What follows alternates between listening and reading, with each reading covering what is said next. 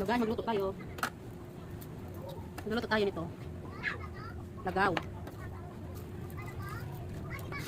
Maginiwang na tayo.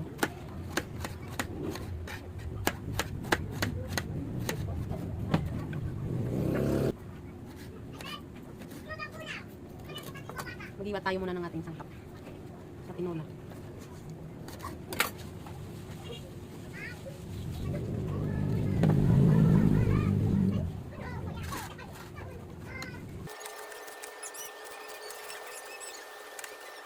Hiwalay natin yung dahon. Lagyan na natin ang kalamansi.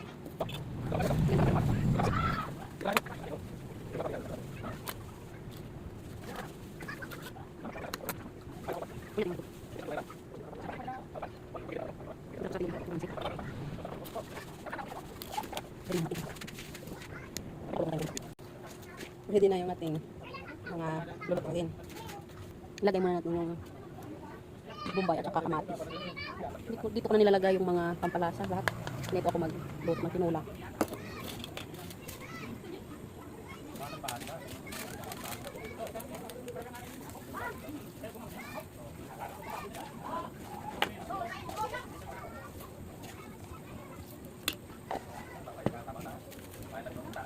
Kaya natin kumulo yung tubig.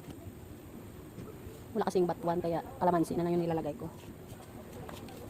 Ito na yung nahalot lahat. Napapampalasa.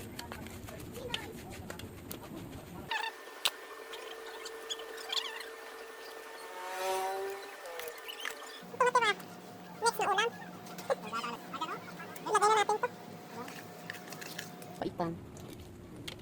Hiwain natin para mas lalong masarap.